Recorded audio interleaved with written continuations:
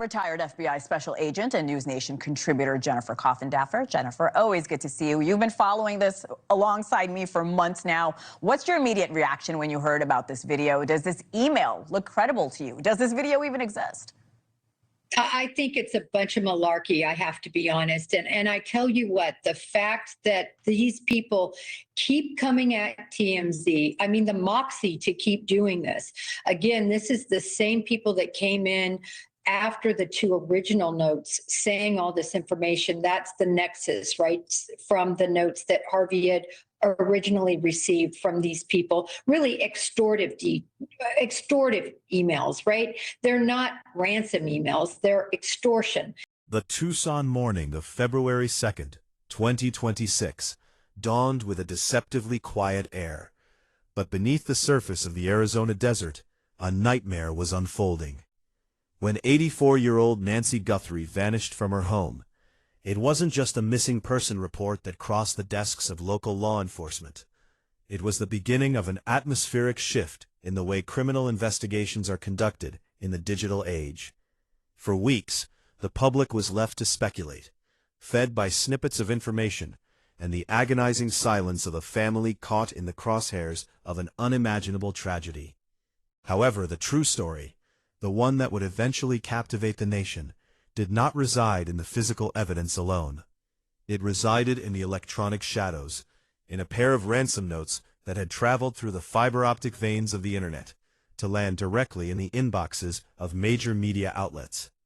These were not the crude handwritten scrawls of cinematic trope. They were calculated, chillingly specific, and according to investigators, frighteningly authentic. Addressed directly to Savannah Guthrie, the notes served as a dark bridge between the perpetrators and a grieving family. The first communication was a demand, a multi-billion-dollar ransom, payable in Bitcoin, a currency chosen for its perceived anonymity. Yet, it was the contents of this digital missive that sent shockwaves through the investigative team. The author didn't just demand money. They displayed an intimate knowledge of the crime scene that only the person responsible could possess. They recounted the exact placement of Nancy's Apple Watch with its white band on her bedroom floor, a detail kept strictly under wraps by detectives. This was the hallmark of an abductor who wanted their legitimacy verified, a signal to the family that they were not dealing with an opportunist, but with someone who had been inside the sanctuary of Nancy's home. As federal agents and Pima County detectives converged on the digital footprint of these messages, a grim realization began to take hold. The notes were not merely demands, they were a narrative. They were a curated glimpse into the mind of an individual or a group that felt emboldened by the screen, protected by the distance of an IP address. The subsequent arrival of a second note only deepened the mystery. Unlike the first, this message was stripped of demands. It contained a haunting, laconic admission that Nancy had passed away, allegedly due to a pre-existing heart condition, and claimed she had been buried with nature.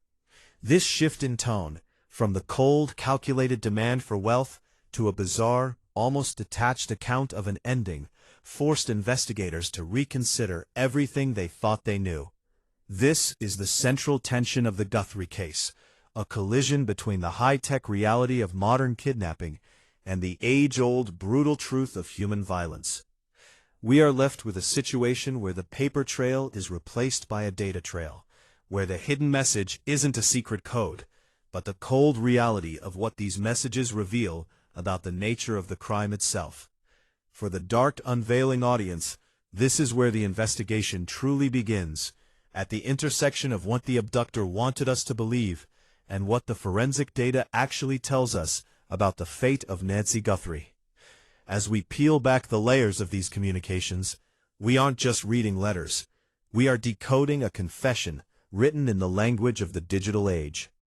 In the high-stakes theater of modern kidnapping, the ransom note is the primary instrument of psychological warfare.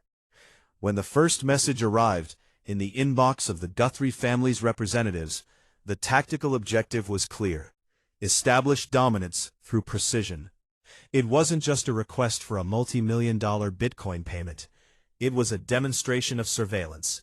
By including hyper-specific details, the exact location of Nancy's Apple Watch, the state of the broken floodlight in the backyard, the author achieved an immediate, devastating effect. They successfully signaled that they were not merely an opportunist reading headlines, but an intruder who had occupied the private geometry of Nancy's home. This created an instant credibility loop that forced law enforcement to treat every subsequent word as a potential lifeline or a potential death sentence. But as the investigation moved into the second week of February, the narrative began to fracture. The second ransom note, which eventually surfaced from the same originating IP address, represented a jarring shift in the voice of the abductor.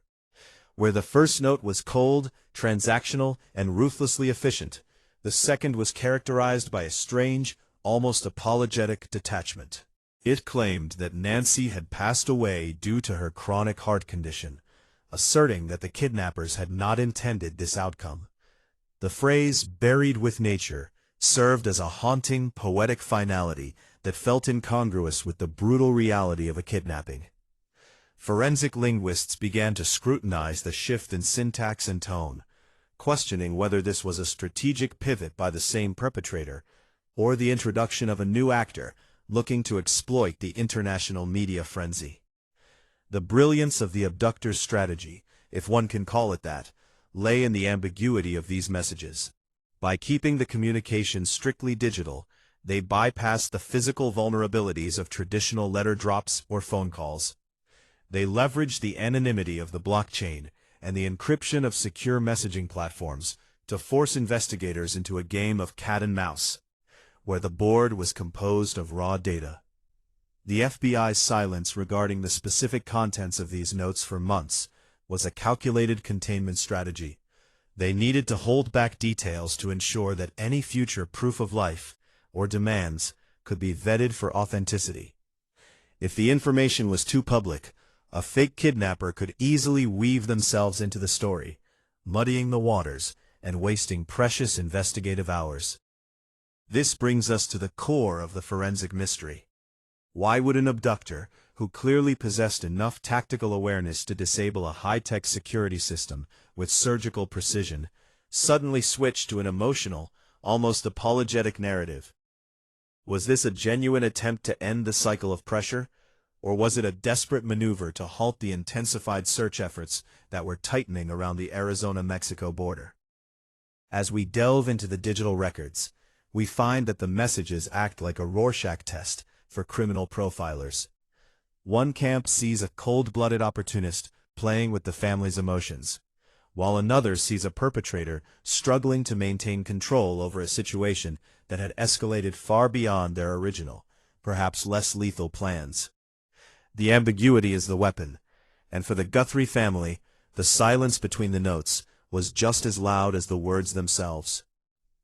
As investigators began to dismantle the digital architecture of the communications, they faced a stark reality.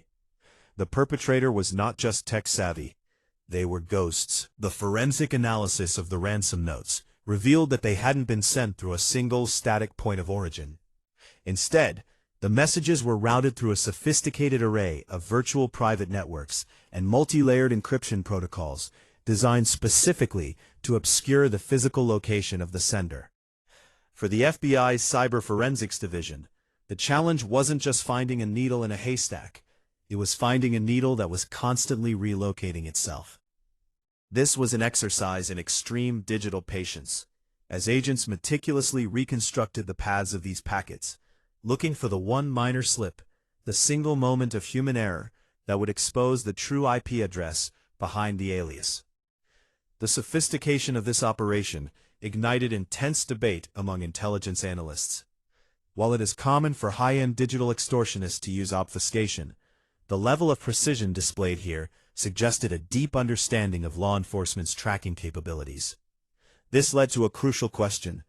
Was this the work of a seasoned cybercriminal, or someone with an intimate professional background in communications security? As the investigation widened, the focus shifted from the what, the content of the notes, to the how, the infrastructure used to deliver them. The agents discovered that the sender had utilized a series of decentralized servers, effectively creating a digital bounce that made tracing the origin nearly impossible using conventional methods. It was a masterclass in modern concealment, turning the very tools designed to facilitate global communication into a shield against accountability. Yet even the most elaborate digital fortress has a foundation, and this is where the investigation began to find purchase. By cross-referencing the timing of the messages with localized ISP data in the Tucson area, agents started to isolate windows of activity. These were the precise moments when the digital ghost had to interact with the physical world, perhaps to power a router, check a connection, or access a specific device. The team began building a map, not of the internet, but of the physical grid that sustained the perpetrator's digital existence. It was a grinding, granular process involving the analysis of terabytes of traffic logs and the careful mapping of cellular tower pings that coincided with the transmission of each note. The psychological dimension of this technical pursuit cannot be overstated. Every time a new note appeared, it acted as a taunt, a reminder that the perpetrator was watching the investigation evolve in real time. The abductor knew that the authorities were chasing a ghost, and they used that knowledge to fuel the narrative of their own untouchability. For those of us examining the case now, the significance lies in the sheer audacity of the perpetrator. They were not just kidnapping a person, they were attempting to hijack the investigation itself, using the tools of modern technology to turn a criminal act into a spectacle of digital evasion. The hidden message within these notes was becoming increasingly clear. This was a perpetrator who believed they had outsmarted the system, and who, at least for a while, was successfully holding an entire investigative infrastructure in a state of digital paralysis. The decision to demand payment in Bitcoin was not merely a logistical choice, it was a psychological maneuver that elevated the Guthrie case from a local kidnapping to a global, decentralized mystery. Bitcoin, characterized by its pseudonymous ledger, offered the perpetrators a veneer of untouchability that traditional wire transfers could never provide. By dictating the terms in a digital currency, the abductors were effectively signaling that they were operating outside the jurisdiction of traditional law enforcement. This choice of currency served as a gatekeeper. It established a barrier that only those with technical sophistication could navigate, thereby filtering out the casual observers and forcing the investigative agencies to engage with the criminals on their own digital terms. However, the use of Bitcoin also provided the FBI with a unique, albeit challenging, forensic trail.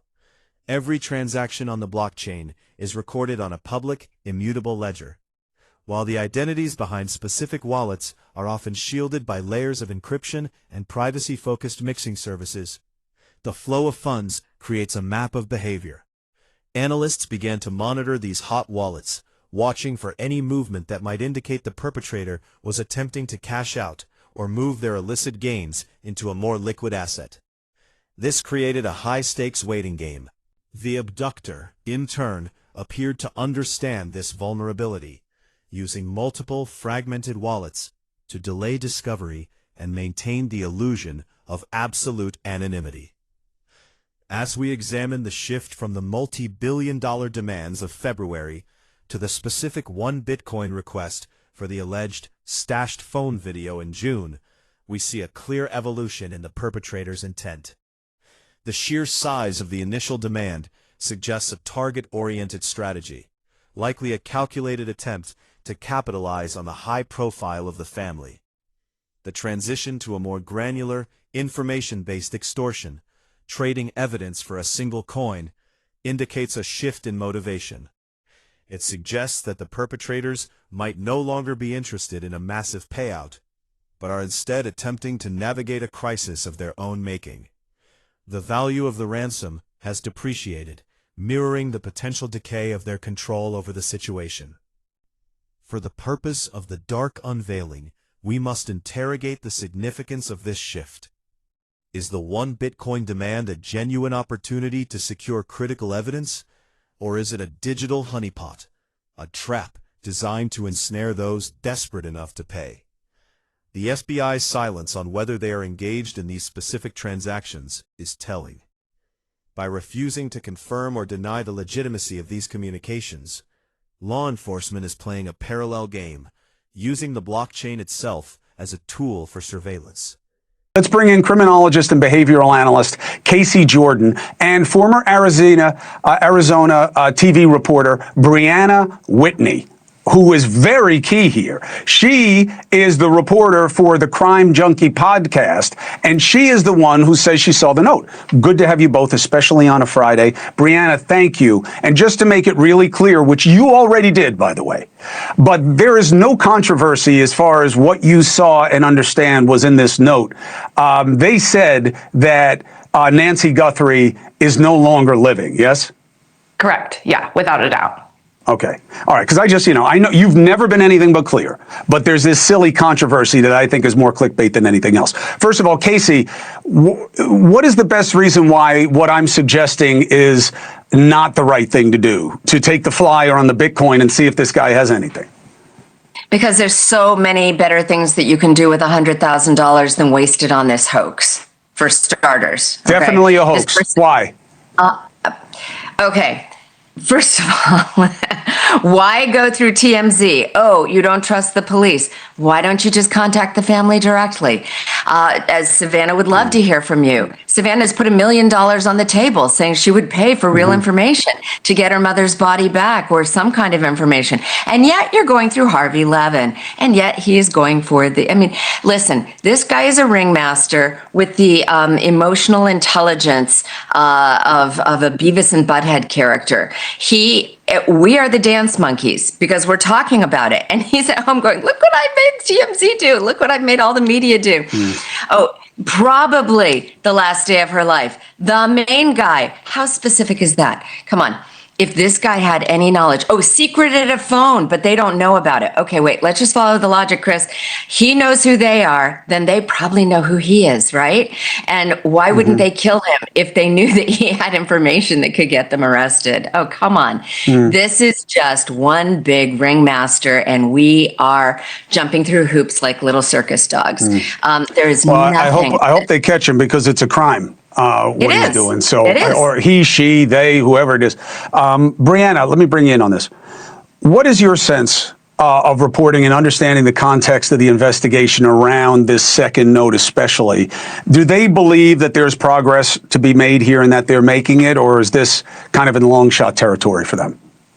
I mean, I think it's a long shot territory, at least somewhat. We know that they're taking the note seriously, the first two that came in, which I think it's important to clarify that the first two ransom notes that came in, that the FBI is investigating, that Savannah says she tends to believe are real, those are different than what TMZ is referring to right now with the emails that are coming in. And I think people are getting those confused because it is confusing. It feels like there's a million notes coming in from every which direction.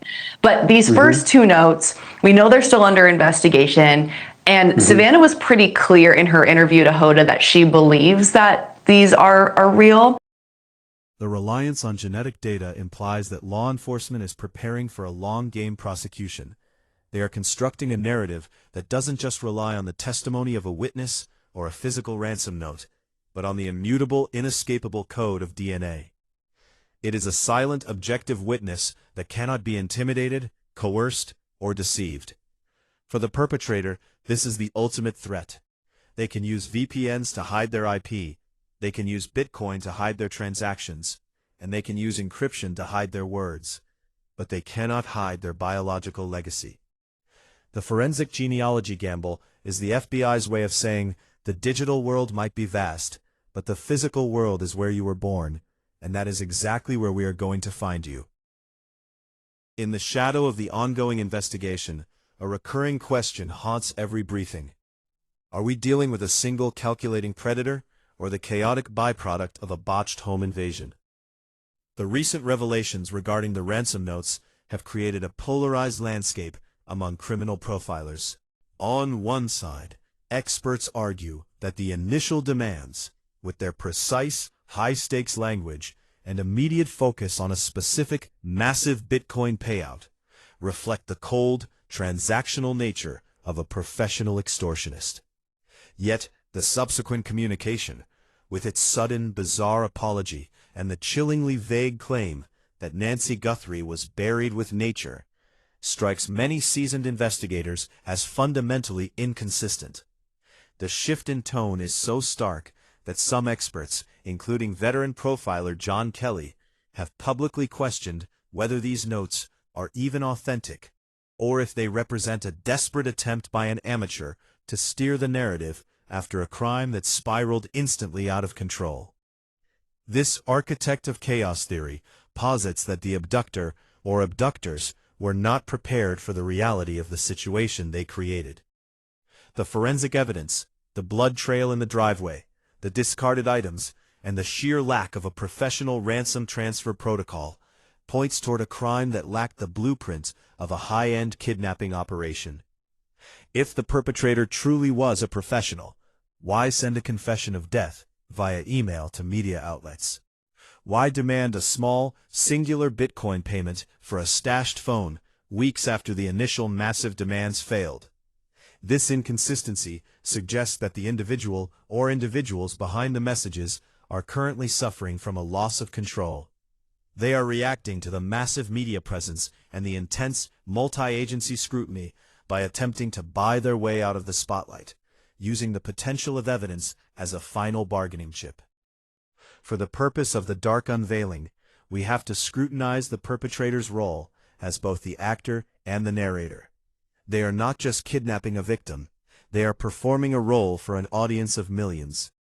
By feeding bits and pieces of the investigation to outlets like TMZ, they are effectively hijacking the narrative, turning the trauma of the Guthrie family into a serialized drama that they control. This is the hallmark of a perpetrator who craves the infamy as much as the potential gain. They are aware of every headline, every emotional plea from Savannah Guthrie, and every update from the FBI. They are tweaking their messages to provoke specific responses, essentially treating the entire country as a participant in their twisted endgame. As the investigation enters this new phase, the distinction between the digital perpetrator and the physical actor becomes even more critical.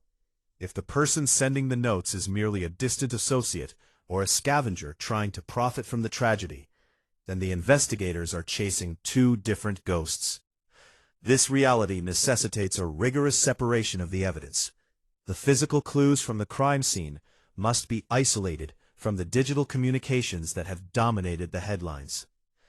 The FBI's silence on these latest ransom claims is a tactical necessity. They are likely monitoring the communication channels to see if the architect will make one final, fatal mistake. For us, the story remains focused on the disconnect, the chilling gap between the cold precision of the initial act and the frantic, disorganized chaos of the current digital communications. As we stand in the 5th month of this investigation, the digital landscape surrounding the Nancy Guthrie case has reached a critical inflection point. For weeks, the public discourse has been dominated by speculation, fueled by the slow, agonizing drip of information from anonymous sources. However, the latest development, the claim regarding a stashed phone containing video evidence, represents more than just another headline. It represents a potential exit from the realm of conjecture and into the realm of hard, prosecutable fact. This is the moment where the digital ghost is being forced to put their money where their mouth is, essentially issuing a challenge to the FBI: authenticate the evidence or watch the opportunity vanish. The FBI's tactical response to these ongoing leaks has been a masterclass in professional discipline. By refusing to publicly validate the contents of the ransom notes, they have maintained a crucial investigative boundary. They are not chasing the story, they are chasing the sender.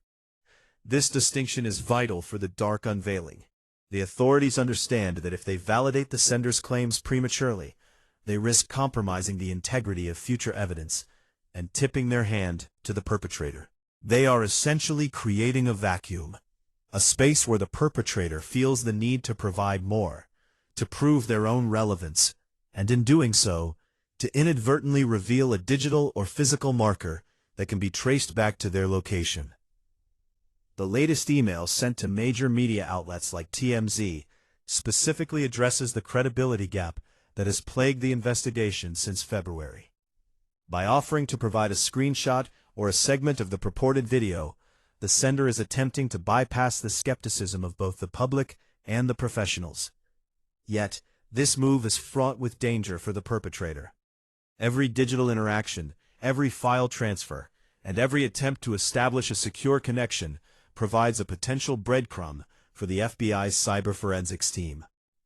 The very act of attempting to verify their wares forces the perpetrator to engage with a digital environment that is, by now, under extreme surveillance. For those of us tracking this case, the question is no longer what do they want. The one Bitcoin demand has answered that. The question is, what are they willing to risk? The perpetrator is walking a razor-thin line between extortion and exposure. Each message is a gamble, a desperate plea for recognition that simultaneously brings the federal dragnet closer to their doorstep. As we analyze the rhetoric of these latest communications, we see the transition from the cold, calculated threats of the early days to a more frantic, defensive posturing. The architect of chaos is losing their structural integrity, and the foundations of their digital fortress are beginning to crack. We are waiting for the moment the signal pierces through the noise, the moment the shroud of anonymity finally drops, and the reality of what occurred in that Tucson home is laid bare. We are at last on the brink of verification. As we reach the conclusion of this investigation, we find that the Nancy Guthrie case has become more than a tragedy. It has become a defining case study for the future of digital age forensics. From the moment the first doorbell camera ping alerted the world to an intrusion, to the current, frantic exchange of Bitcoin for the promise of final evidence, we have witnessed a collision between human malice and the unrelenting gaze of the digital archive. The case remains open, an agonizing scar on the consciousness of the public. Yet the tools used to pursue the perpetrator have evolved in real time. We have seen the FBI transition from traditional investigative tactics to a sophisticated, data-driven hunt that relies on the immutable ledger of the blockchain, signal analysis, and the power of genetic genealogy. The hidden message in the ransom notes was never a single phrase or a secret code. It was the realization that the modern criminal can no longer truly hide. Every digital footprint, whether an encrypted email, a wallet address, or a metadata tag, is a thread that, when woven together, creates a portrait of the individual hiding behind the screen.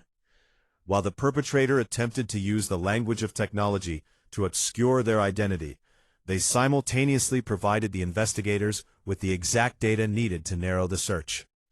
The shift from a multi-billion-dollar ransom to a desperate plea for a single Bitcoin signals not just a change in motive, but a collapse in the suspect's strategic position. The architect of chaos is no longer holding the cards, the evidence is.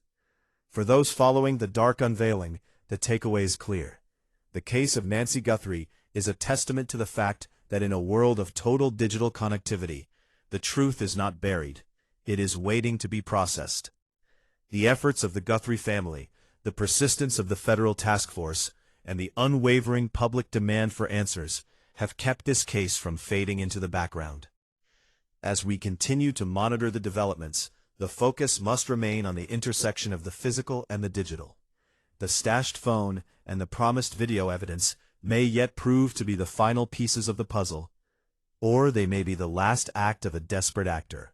Ultimately, this is a story of resilience against a backdrop of chilling uncertainty.